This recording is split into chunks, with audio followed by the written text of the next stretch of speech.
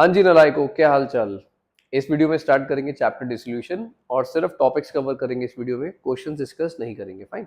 तो ए to Z में सारे टॉपिक्स कवर करने वाले हैं चैप्टर के। Dissolution of partnership firm, as a name suggest, यहाँ पर इस बार क्या हो रहा है, पूरी फर्म वाइंड अप हो रही है। देखो चैप्टर के नाम को पकड़ो, अभी तक जो हमने चैप्टर्स किए थे ना, वहां पर रिकॉन्स्टिट्यूशन ऑफ पार्टनरशिप होता था या kind of dissolution of partnership होता था, इतना। जहां पर आपने एडमिशन किया, चेंज इन पीएसआर किया, रिटायरमेंट और डेथ, अल्टीमेटली पुरानी पार्टनरशिप खत्म होती है और वो नए एग्रीमेंट में एंटर करके पार्टनरशिप को कंटिन्यू करते हैं। फाइन। तो अल्टीमेटली वो सब रिकॉन्स्टिट्यूशन ऑफ पार्टनरशिप का पार्ट था, उसको आप डिसोल्यूशन ऑफ पार्टनरशिप बोल सकते हो। लेकिन डिसोल्यूशन ऑफ पार्टनरशिप फर्म, इसका क्या मतलब हुआ, इस बार अल्टीमेटली फर्म ही वाइंड अप हो रही है, अब वो कंटिन्यू नहीं करेंगे किसी भी मीडियम के थ्रू। फाइन। तो अल्टीमेटली फर्म को पूरा वाइंड अप करना is called dissolution of partnership firm. ये कवर होता है section 39 of Indian partnership act 1932। देखो कुछ एक्ट्स आपको लर्न होने चाहिए, जैसे कि पार्टनरशिप एक्ट 1932 में बना था। कंपनीज एक्ट बना कब था, 1956 में। रिवाइज कब हुआ था, 2013 में। Fine.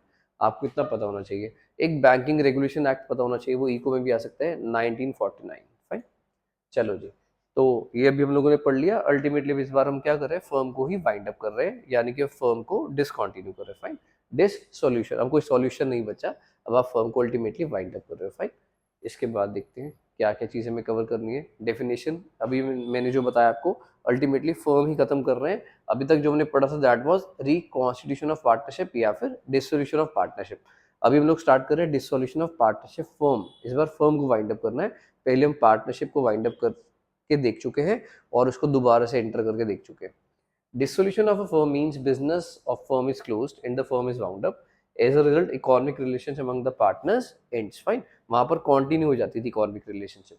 It differs from dissolution of partnership, which means reconstitutes partnership, but firm continues. Fine.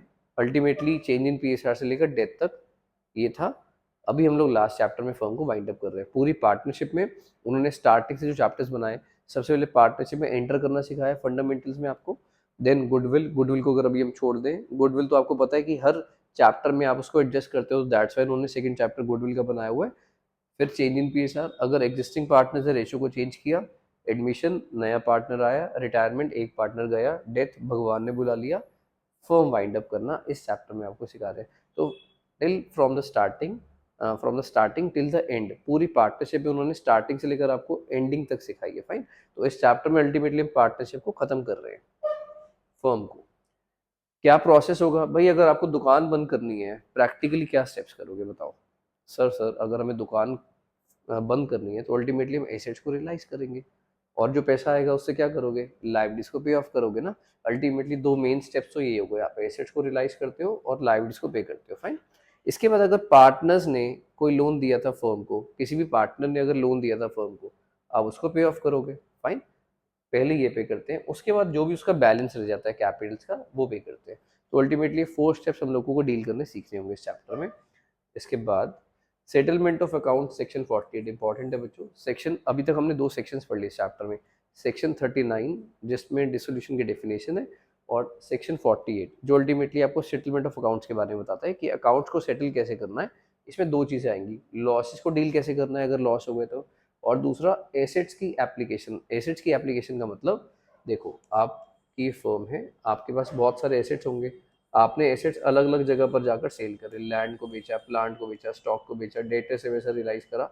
अब जो सारा पैसा एक्यूमुलेट होगा आपके पास, जो सारा इन सब से जो पैसा आएगा आपके पास, अल्टीमेटली उनको किस किस जगह पर अप्लाई करना है, कैसे कैसे अप्लाई करना है। सबसे पहले तो आपको लाइबिलिटी पे करनी होती है, फिर लोन्स वगैरह पे करने होते हैं। तो अल्टीमेटली वो आपको वो सिखाएंगे। ठीक है। तो इस सेक्शन 48 में अल्टीमेटली वो आपको 2 बातें बताएंगे कि लॉसेस का ट्रीटमेंट आपको कैसे करना है, और दूसरा एसेट्स का जो पैसा आएगा उसको अप्लाई कैसे करना है। फाइन। तो पहले सीखते हैं ट्रीटमेंट ऑफ लॉसेस। और देखो बहुत अंडरस्टूड है यार, अगर लॉस होगा, सबसे पहले तो आप उसको प्रॉफिट में से सेट ऑफ करने की कोशिश करोगे ना। जो आपके पास प्रॉफिट पड़ा है, प्रॉफिट से आप पहले लॉस को सेट ऑफ करोगे। अगर प्रॉफिट सफिशिएंट नहीं है तो उनकी कैपिटल से लो, अगर कैपिटल भी कम पड़ रही है तो अल्टीमेटली फिर उनको अपने पीएसआर में वो पैसा और कंट्रीब्यूट करना पड़ेगा। तो अल्टीमेटली लॉसेस को आप ये 3 स्टेप्स में डील करते हो। सबसे पहले 1 मार्क का क्वेश्चन आ सकता है इसमें से, ये मेन क्वेश्चन का पार्ट नहीं है। अल्टीमेटली पहले आप प्रॉफिट्स को यूटिलाइज करो अगर आप लॉस को सेट ऑफ करना चाहते हो। प्रॉफिट्स अगर इनसफिशिएंट है तो कैपिटल का यूज करो पार्टनर्स की, अगर वो भी इनसफिशिएंट है then they need to contribute in their PSR। Fine, तो डेफिशिएंसी जितनी भी रह जाएगी उनसे PSR में आप मंगा सकते हो। इसके बाद एप्लीकेशन ऑफ एसेट्स। एसेट्स को अप्लाई आपके सीक्वेंस में करोगे, मतलब जब आपके पास एसेट्स को सेल कर कर पैसा रियलाइज होगा तो आप उसको किस सीक्वेंस में यूटिलाइज करोगे पैसे को। फाइन, सबसे पहले आउटसाइड लाइबिलिटीज को, भाई ये तो अंडरस्टूड है ना, जो भी हमने बाहर वालों को पैसा देना है सबसे पहले वो देंगे ना, उसके बाद पैसा जो बचेगा वो अपने पार्टनर्स को देंगे ना। फर्म मतलब पार्टनर्स को तभी तो देगी जब बाहर वालों को निपट जाएगा। कभी भी ऐसा नहीं हो सकता कि हम लोग इंटरनली वो पैसा बांट लें और बाहर वालों को मना कर दे कि हमारी फर्म वाइंड अप हो गई है, ऐसा नहीं हो सकता, वो केस कर देंगे आपके अगेंस्ट। फाइन, तो अल्टीमेटली सबसे पहले क्या करना पड़ता है आपको, आउटसाइडर्स को पे करना पड़ता है। सेकंड नंबर पर अगर पार्टनर ने कोई लोन दिया हुआ है, अगर किसी भी पार्टनर ने फर्म को लोन दिया था तो वो भी काइंड ऑफ एक्सटर्नल लायबिलिटी हो जाती है। काइंड ऑफ का मतलब इंटरनल लायबिलिटी से पहले ज्यादा उसको इंपॉर्टेंस दी जाती है, मतलब कैपिटल से पहले लोन पे किया जाता है। फाइन, तो सबसे पहले तो बाहर की लायबिलिटीज, उसके बाद पार्टनर्स का लोन या एडवांस वॉट एवर, इसके बाद पार्टनर्स की कैपिटल, और लास्ट में जो भी अगर बचता है पैसा तो उनको प्रॉफिट के रूप में उनकी PSR में बांट दिया जाता है। फाइन, तो अल्टीमेटली 4 स्टेप्स में आप एसेट्स को यूटिलाइज करोगे। सबसे पहले outside liabilities, then partners loan, इसके बाद क्या करोगे, पार्टनर्स का लोन पे करने के बाद उनकी कैपिटल्स लौटाओ, उसके बाद अगर फिर भी बच जाता है तो उनकी प्रॉफिट शेयरिंग रेशियो में ऐसा प्रॉफिट आप बांट सकते हो। फाइन, तो अल्टीमेटली ऐसे आपको पैसे को डील करना होगा। अभी आपको सब समझ में आ जाएगा, ये सिर्फ मैं आपको ऊपर ऊपर की बातें बता रहा हूँ। अभी मेन चीज अभी यहाँ से स्टार्ट हो रही है, कौन कौन से अकाउंट्स हमें बनाने रहेंगे इस चैप्टर में। नॉर्मली रिकॉन्स्टिट्यूशन ऑफ पार्टनरशिप यानी कि चेंज इन PSR से लेकर डेथ तक आपने कौन से 3 अकाउंट्स बनाए हैं सर? रिवैल्यूशन बनाया था, पार्टनर्स बनाया था और बैलेंस शीट बनाई थी, याद है आपको? तो रिवैल्यूशन क्यों बनाते थे? क्योंकि आप एसेट्स और लायबिलिटीज को रीवैल्यू करते थे। क्या आज ऐसा करने की नीड है? नहीं सर, आज तो हम बेचेंगे एसेट्स को, है ना। तो बेचने के लिए हम कौन सा अकाउंट बनाते हैं? Realisation account. रियलाइजेशन अकाउंट किसको रिप्लेस कर रहा है अभी तक के चैप्टर्स में से? रिवैल्यूशन अकाउंट को। फाइन, चैप्टर्स में कौन से अकाउंट को रिप्लेस कर रहा है? वो रिवैल्यूशन अकाउंट को। तो अब रिवैल्यूशन नहीं बनेगा, अब इस चैप्टर में कौन सा अकाउंट बनेगा? रियलाइजेशन। रीजन भी, अब आपको एसेट्स को रियलाइज करना होगा, लायबिलिटीज को पे ऑफ करना होगा। फाइन, पार्टनर्स कैपिटल का रोल सेम रहेगा। अल्टीमेटली प्रॉफिट एंड लॉस आप इसमें ट्रांसफर करोगे, रिजर्व इसमें ट्रांसफर करते हो, ब्रॉड डाउन हो गया, करंट अकाउंट हो गया, वो सब कैपिटल अकाउंट का पार्ट रहेगा। फाइन, इसके बाद कैश एंड बैंक अकाउंट। इस बार कैश एंड बैंक ने रिप्लेस करा है बैलेंस शीट को। रीजन भी, भाई अगर आप फर्म को वाइंड अप कर रहे हो, एसेट्स को रियलाइज करोगे, लायबिलिटीज को पे ऑफ करोगे, तो क्या बैलेंस शीट बनेगी? नहीं सर, बैलेंस शीट तो खाली हो जाएगी ना। तो अल्टीमेटली जितना पैसा आएगा उतना पैसा ही जाएगा ना। तो इस बार बैलेंस शीट जैसे मैच करती थी, इस बार आपका कैश या बैंक अकाउंट मैच करेगा। फाइन, तो लास्ट में इस बार क्या बनता है? कैश और बैंक अकाउंट। तो आपको ये बात समझ में आई। इस चैप्टर में अल्टीमेटली 3 अकाउंट्स बनने वाले, कौन कौन से? Revaluation account, revaluation realisation account, इसके बाद पार्टनर्स कैपिटल, और third balance sheet. Balance sheet, cash और बैंक अकाउंट। फाइन, तो अल्टीमेटली आपको 3 चीजें बनानी होंगी। सर आप वीडियो में मैं थप्पड़ क्यों दिखा रहे हो? बच्चों ऐसी आपसे प्यार है इसीलिए। अब स्टार्ट करते हैं रियलाइजेशन अकाउंट बनाना। इसको बनाने के वैसे 2 मेथड्स होते हैं, पहला डायरेक्टली और दूसरा जर्नल की लेजर पोस्टिंग कर कर। अभी मैं आपको पहले डायरेक्टली बनाना सिखा रहा हूँ कि रियलाइजेशन आपने डायरेक्टली कैसे बनाना है। फाइन, देखो अब क्या होता है बच्चों, आपके पास बैलेंस शीट होगी क्वेश्चन में, जैसे सारे चैप्टर्स में आपको बैलेंस शीट प्रोवाइड करते हैं। तो आपने क्या करना है, सबसे पहले फर्स्ट स्टेप में बैलेंस शीट में से एसेट्स को उठाना है और इधर ट्रांसफर करना है। एज्यूम करो रियलाइजेशन अकाउंट एक ब्लैक कलर का बैग है, हमने सारे एसेट्स निकाले बैलेंस शीट से, इसमें डाल लिए।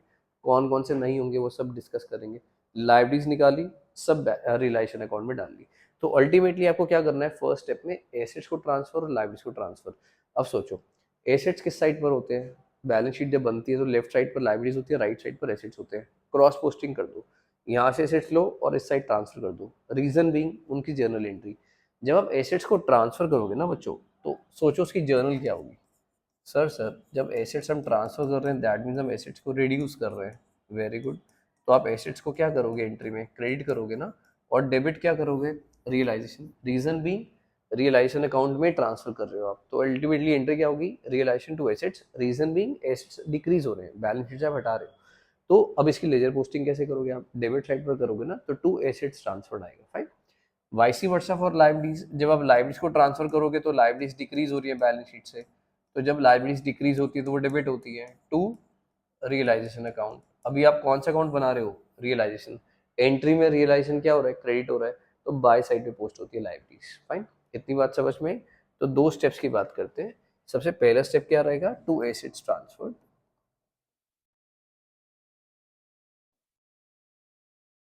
और आपको क्या करना होगा, इंडिविजुअली यहाँ पर एसेट्स लिखने होंगे। लेट सपोज आपके पास प्लांट है, स्टॉक है, डेटर्स, फाइन। आपको क्या करना होगा, अमाउंट्स आप इंटरनली लिखकर टोटल एक ही बार शिफ्ट कर सकते हो बाहर, या फिर आप इंडिविजुअली अमाउंट्स को बाहर लिख सकते हो, जैसे आपको ठीक लगता है। इसके बाद लाइब्रेरीज को ट्रांसफर इस साइड करेंगे, फाइन। तो क्या लिखोगे आप, by liabilities transfer. Hope so आपको दो स्टेप्स बहुत इजीली समझ में आ गए होंगे। और इनका जर्नल एंट्री में अगर हम डायरेक्टली सीखे तो सिर्फ क्रॉस पोस्टिंग कर रहा हूँ मैं। लाइब्रेरीज लेफ्ट साइड पर होती है, उनको बाय साइड पे ट्रांसफर कर दो। और एसेट्स किस साइड पर होते हैं बच्चों, सर एसेट्स होते हैं राइट साइड पर, तो उनको हमने इस साइड क्रॉस पोस्ट कर दिया, फाइन। तो ये दो स्टेप्स क्लियर हो गए आपको।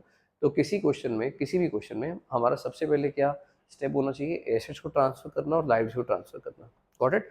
इसके बाद क्या करेंगे, अब सोचो, सर एसेट्स को बेचेंगे और लाइब्रेरीज को रियलाइज करेंगे, सॉरी एसेट्स को बेचेंगे और लाइब्रेरीज को पे ऑफ करेंगे, फाइन। तो अल्टीमेटली ये दो स्टेप्स करने होंगे ना। अब खत्म करते हैं। एसेट्स आपने ट्रांसफर किस साइड पर करें, इस साइड पर। कोई छोटा बच्चा भी बता देगा ये खत्म कहाँ से होंगे, सेम साइड से या रिवर्स साइड से। सर ऑब्वियसली रिवर्स साइड से, आपने जब ट्रांसफर इस साइड कर रहे हैं तो खत्म किस साइड से होने चाहिए, इस साइड से। ऐसी लाइब्रेरीज इस साइड आपने ट्रांसफर करी है, फिनिश कहाँ से होंगी, डेबिट साइड से, है ना। अगर आप एसेट्स को खत्म भी यहाँ से करोगे तो डबल काउंटिंग हो जाएगी ना बच्चों। तो दैट्स वाई एसेट्स अगर आप ट्रांसफर इधर करते हो तो फिनिश कहाँ से होते हैं, इधर से।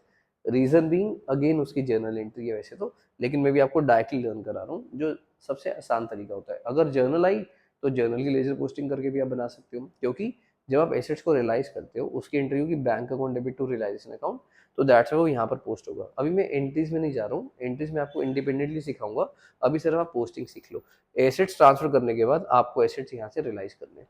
अब रियलाइज करने के इस चैप्टर में दो तरीके हो सकते हैं, या तो आप एसेट को सेल करोगे मार्केट में, तो आप लिखोगे by bank account assets realised, या फिर वो एसेट पार्टनर ले जाएगा। लेट सपोज यहाँ पर है प्लांट और स्टॉक, या प्लांट और डेटर्स। आपको प्लांट से कुछ अमाउंट रियलाइज हो गई, जैसे कि क्वेश्चन बताएगा आपको, ये हमेशा क्वेश्चन बताएगा कि वो कितने में रियलाइज हो रहे हैं, फाइन। लेट सपोज यहाँ पर प्लांट है 1 लाख का, वो बोलेंगे रियलाइज हो 80,000, तो आपको 80,000 लिखना है यहाँ पर। 20 का कुछ मत करना, रीजन बीइंग 20 ही वो होगा जो प्रॉफिट एंड लॉस में अपने आप कन्वर्ट हो जाएगा, फाइन। वो अल्टीमेटली लास्ट का गेन या लॉस बन जाएगा। दूसरा स्टेप, अगर कोई एसेट पार्टनर लेकर जा रहा है तो हमें क्या करना होगा, तो उस पार्टनर को देंगे, लेकिन देंगे तो किस साइड से, क्रेडिट साइड से ना। रीजन भी आपका एसेट खत्म तो बाय साइड से ही होगा ना बच्चों। तो लेट सपोज ए कह रहे हैं कि स्टॉक आप मुझे दे दो, तो आपने ऐसे लिखना है बाय एज कैपिटल, आगे उस एसेट का नाम लिख दो, वो कौन से एसेट लेकर जा रहे हैं, स्टॉक। क्लियर है इतना। तो अल्टीमेटली एसेट्स को आप खत्म कर सकते हो दो रीजन से, या तो अल्टीमेटली वो सेल होंगे तो बाय बैंक लिख दो, और अगर कोई पार्टनर लेकर जा रहे हैं तो पार्टनर्स का नाम। रीजन बीइंग इसकी जर्नलिटी वैसे होती है, अगर कोई पार्टनर एसेट लेकर जा रहे हैं तो कैपिटल रिड्यूस हो जाती है, तो as capital to realisation entry होती है, दैट्स वाई वो इस साइड पर पोस्ट हो जाएगी, फाइन। और अल्टीमेटली आपको बात समझ में आ गई, एसेट से फिनिश किस साइड से होंगे, क्रेडिट साइड से, गॉट इट। अब सेम दो स्टेप्स लाइबिलिटी के साथ करते हैं।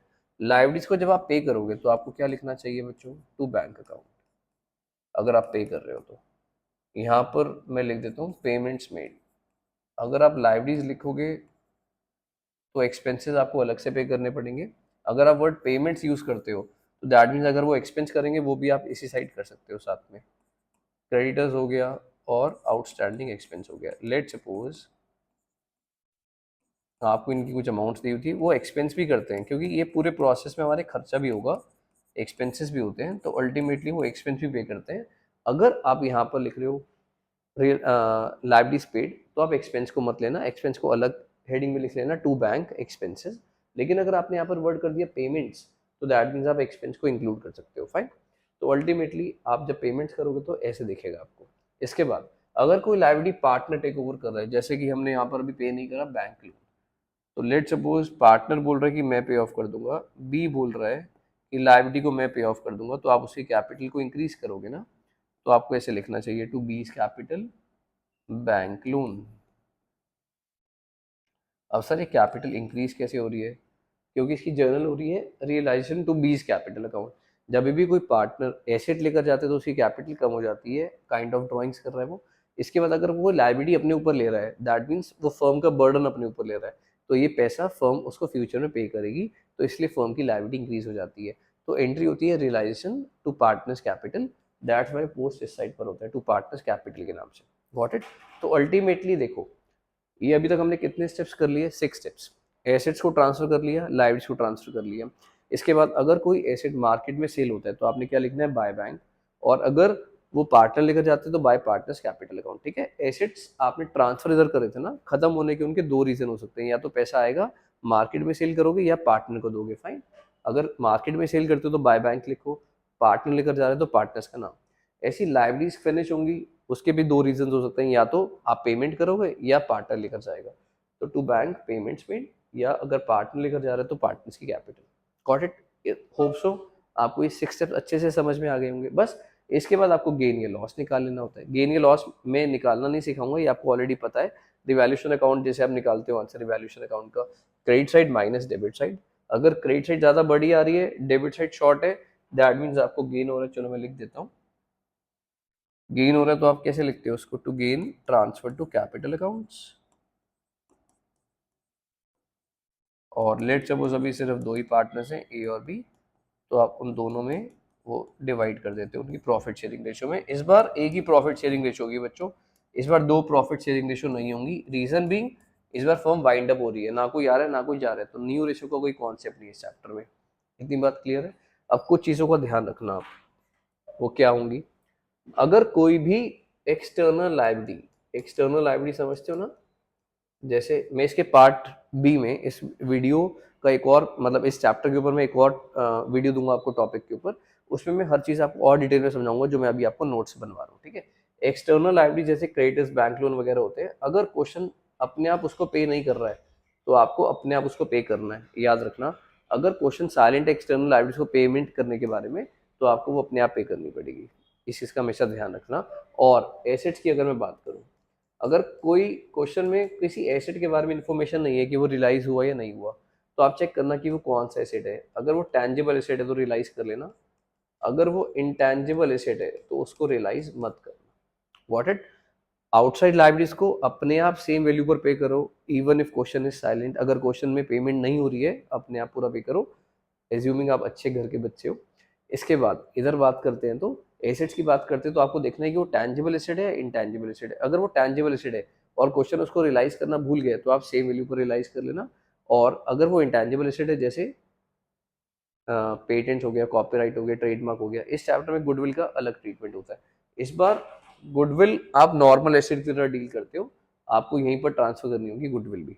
उसका रीजन, क्योंकि अब आप फर्म को वाइंड अप कर रहे हो ना, वाइंड अप कर रहे हो तो गुडविल को ना तो एडजस्ट करना होगा ना राइट ऑफ करने का कॉन्सेप्ट है। मैं आपको रिवाइज कराता हूँ, आप क्या करते थे पता है? आपके पास हर चैप्टर में 3 एसेट्स होते हैं जिनको आप राइट ऑफ करते हो: गुडविल, एडवर्टीजमेंट सस्पेंस और पीएल अकाउंट। राइट? अभी आपको क्या करना है, इस बार गुडविल का ट्रीटमेंट चेंज हो गया। आप इसको तो अभी भी राइट ऑफ ही करोगे। कहाँ पर राइट ऑफ करते हो? हमेशा पार्टनर्स में, है ना, ओल्ड रेशियो में। इस बार तो एक ही रेशियो है आपके पास। गुडविल इस बार नॉर्मल एसेट की कैटेगरी में आ गया है, तो इस बार आपको गुडविल को नॉर्मली डील करना है जैसे आप बाकी सारे एसेट्स को डील करोगे। फाइन, लेकिन ये क्योंकि इंटेंजिबल एसेट है तो अपने आप रियलाइज मत करना इसको।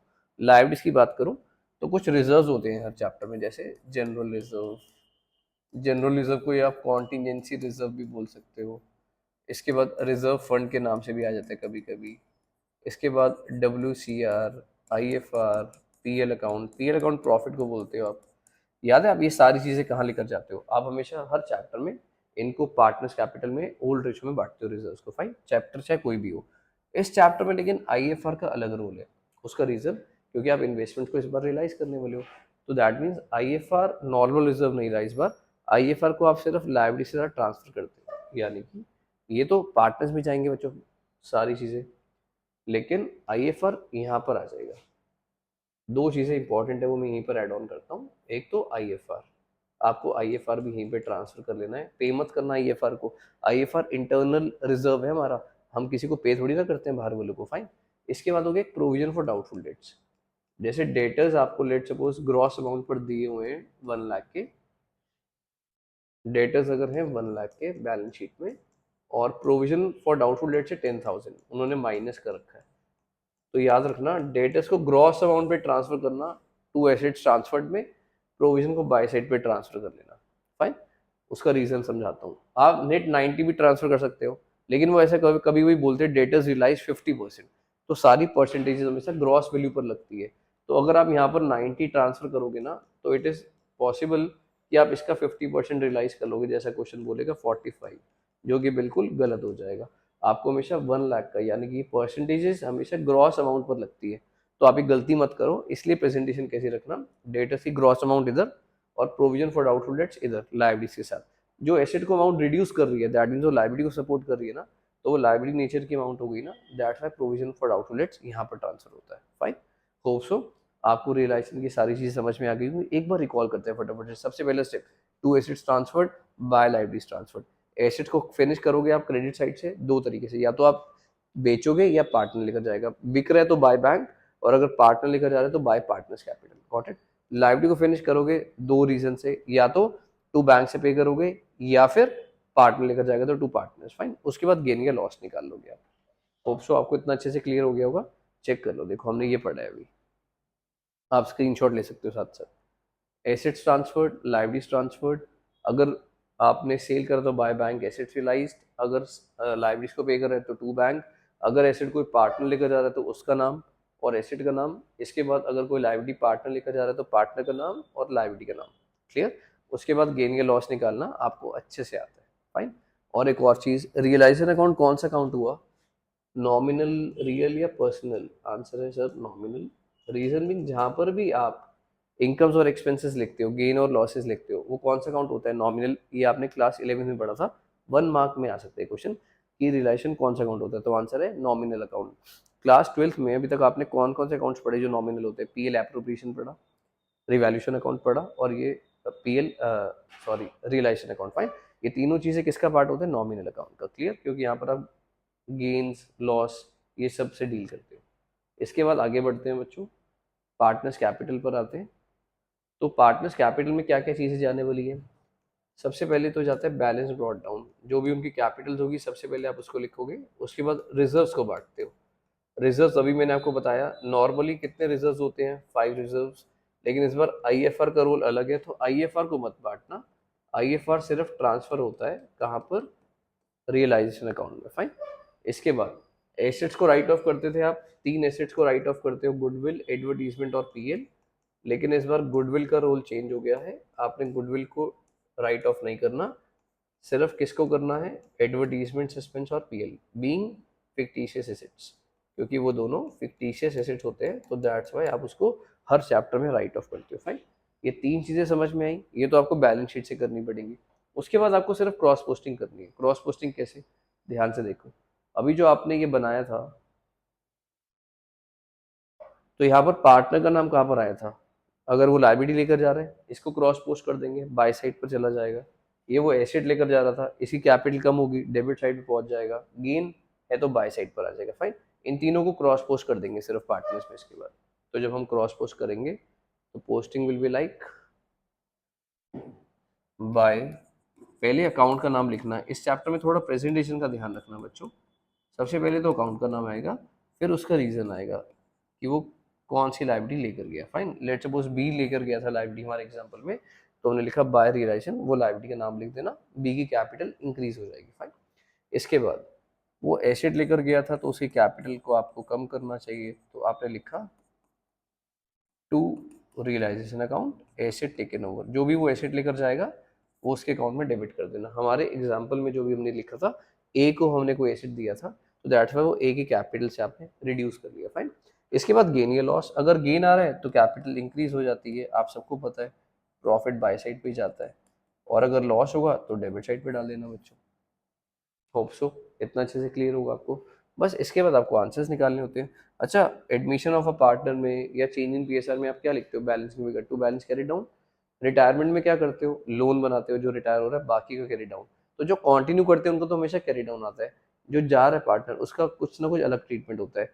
डेथ में क्या करते थे आप, डेथ में आप एग्जीक्यूटर अकाउंट में ट्रांसफर करते थे। इस बार क्या कर रहे हो आप, फर्म को अल्टीमेटली वाइंड अप, तो इस बार ना लोन बनेगा ना एग्जीक्यूटर, तो यहाँ पर टू बैंक से पे ऑफ हो जाएगा, क्योंकि अल्टीमेटली आप फाइनल पेमेंट कर रहे हो तो टू बैंक अकाउंट।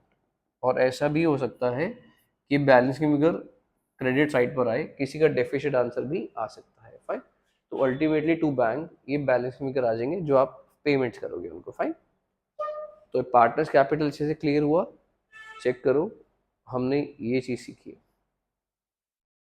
और अब आप इसका स्क्रीनशॉट ले लो। देखो बाय बैंक मैंने डेफिसिट कैपिटल ये लिखा हुआ है अगर किसी का आंसर बाय साइड पर आ रहा है, और टू बैंक नॉर्मल अगर हमने उसको पेमेंट करी है तो डेबिट साइड पर आएगा। फाइन, इतना क्लियर है आपको? आगे मूव करें। इसके बाद लास्ट है हमारा कैश अकाउंट, कैश और बैंक अकाउंट। ये भी बहुत सिंपल है बच्चों। सबसे पहले बैलेंस शीट से समझो कितनी चीजें आ सकती हैं। जो आपको कैश और बैंक का बैलेंस दिया होगा सबसे पहले वो यहाँ पर लिख देना। वो कभी भी ट्रांसफर नहीं होगा एसेट्स के साथ। एसेट्स के साथ क्या क्या चीजें ट्रांसफर नहीं होने वाली? कैश और बैंक बैलेंस, दूसरा पार्टनर्स का लोन, पार्टनर्स का लोन अभी मैं समझा रहा हूँ आपको। तीसरा वो दो एसेट्स आप राइट ऑफ करोगे, कौन कौन से? गुड, एक तो एडवर्टीजमेंट सस्पेंस और पीएल। फाइन, गुडविल इस चैप्टर में कौन सा एसेट है? नॉर्मल एसेट है। इसके बाद अगर पार्टनर का लोन पड़ रहा है लाइबिलिटी साइड पर तो उसको पे ऑफ कर देना। आपको लिखना होगा बाय पार्टनर्स लोन अकाउंट, क्योंकि ये इंटरनल लाइबिलिटी है ना बच्चों, तो इसका थोड़ा अलग ट्रीटमेंट होता है। इसको कभी भी आप रियलाइजेशन अकाउंट में नहीं लेकर जाओगे, डायरेक्टली पे ऑफ करते हो। इसके बाद अगर पार्टनर का लोन एसेट्स में पड़ा हुआ है तो उससे रिकवर कर लो। अगर फर्म के एसेट में है पार्टनर्स का लोन, दैट मीन्स फर्म ने दिया हुआ है। अगर फर्म ने उसको लोन दिया हुआ है तो वापस लेंगे ना अब, क्योंकि फर्म को वाइंड अप कर रहे हैं, तो अल्टीमेटली टू पार्टनर्स लोन आ जाएगा। फाइन, ये तीन चीजें याद रखना, बैलेंस शीट से आ सकती है। उसके बाद सिर्फ आपको क्रॉस पोस्टिंग करनी है। रियलाइजेशन अकाउंट रिवाइज कराओ। To asset transferred by liabilities transferred. अगर एसेट को बेचा तो बाय बैंक लिखते हो ना आप, तो वहां पर आप बाय बैंक लिखते हो तो यहाँ पर किस साइड पोस्ट हो जाएगा? डेबिट साइड पर, क्योंकि पैसा आ रहा है आपके पास। तो इस साइड पर रिकॉर्ड करोगे आप, क्या लिखोगे? टू रियलाइजेशन अकाउंट, इसके बाद एसेट्स रियलाइज्ड। फाइन, तो यहाँ आ जाएगा। इसके बाद जब कोई पार्ट आप पेमेंट्स करते हो लाइबिलिटीज की तो कैसे लिखते हो? To bank. अब वो पोस्ट किस साइड हो जाएगी? बाय साइड पर, तो यहाँ पर आएगा बाय रियलाइजेशन अकाउंट।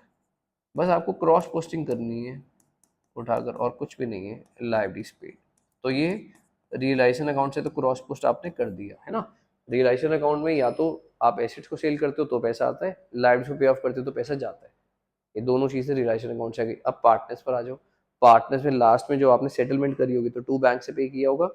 एज्यूमिंग कि वहां पर दोनों का आंसर टू बैंक में आ रहा है, मतलब मैं इस वाले बैलेंस की बात करूं बच्चों, यहाँ की बात करो। अगर ए और बी का आंसर इस साइड आ रहा है तो ये बाय में पोस्ट हो जाएगा। अगर ए का इस साइड आ रहा है और बी का आंसर बाय बैंक इस साइड पर आ रहा है तो क्रॉस पोस्ट हो जाएगा। ये वाला टू में चला जाएगा और ये वाला बाय में चला जाएगा। चलो मैं ऐसे लिख देता हूँ। एज्यूम करते हैं कि हमें ए को हमने पे करा है। अगर हमने ए को पे करा है तो यहाँ पर बाय साइड पर आएगा बाय एज कैपिटल अकाउंट के नाम से, और बी की कैपिटल लेट सपोज डेफिसिट थी तो यहाँ पर हम लिखेंगे टू बीज कैपिटल अकाउंट और यहाँ लिख देंगे। फाइन, इसके बाद जब आप टोटलिंग करोगे तो आपको चमत्कार दिखेगा, आपका कैश और बैंक अकाउंट मैच हो जाएगा इतना करने के बाद। फाइन, ये आपके तीनों अकाउंट्स अब लगभग रेडी हो चुके हैं, आप चेक कर सकते हो। कैश और बैंक में हमने ये चीजें पढ़ी, ब्रॉड डाउन हो गया। जो येलो पेन से आपको दिख रहा है ये सब चीजें बैलेंस शीट से आ रही है। जो पिंक से दिख रहा है ये रिलेशन अकाउंट की क्रॉस पोस्टिंग है। पैसा आया था तो इधर, क्योंकि हमने वहां पर बाय बैंक लिखा था। जब हमने पे किया था रिलेशन में तो टू बैंक लिखा था, वो यहाँ पर पोस्ट हो गया। इसके बाद पार्टनर्स की क्रॉस पोस्टिंग, पार्टनर्स को अगर आपने पे किया था तो वो इधर आएगा, और अगर किसी से पैसा मंगाया था, किसी की कैपिटल नेगेटिव थी तो वो इधर आएगा। फाइन, जो मैंने अभी पार्टनर्स आपको ये वाला डिस्प्ले करा था ना, उसमें आंसर ऐसे लिखे हुए थे ए और बी और सी के, चेक कर सकते हो आप। ए और बी को हमने पे किया था तो इसलिए बाय साइड में जा रहा है, और हमने एज्यूम कर लिया था कि सी, इसमें एक सी का कॉलम और एज्यूम कर लो, उसका आंसर अगर बाय में आ रहा है तो वो किस साइड पे पोस्ट हो जाएगा? टू साइड, जैसे कि आपको वहां पर दिख रहा है। Got it? तो सिर्फ क्रॉस पोस्टिंग थी। तो अल्टीमेटली वो आपके तीनों अकाउंट्स कंप्लीट हो चुके हैं, और इस वीडियो में हम लोग इतना ही रखते हैं। एक और वीडियो आएगी इसके ऊपर टॉपिक वाली, जिसमें हम जनरलिटीज डिस्कस करेंगे और इंपॉर्टेंट पॉइंट्स डिस्कस करेंगे। फाइन, आप इतना करने के बाद स्टार्टिंग के कुछ क्वेश्चंस डिस्कस ट्राई करो, आपको बहुत ईजी लगेंगे। फाइन, एक बार ये टॉपिक्स साथ साथ नोट कर लेना, बहुत ज़्यादा बेटर रहेगा आपके लिए। फाइन, होप सो इस वीडियो के बाद आपके लिए चैप्टर काफ़ी सिंपल होने वाला है। तो मिलते हैं जल्दी नेक्स्ट वीडियो।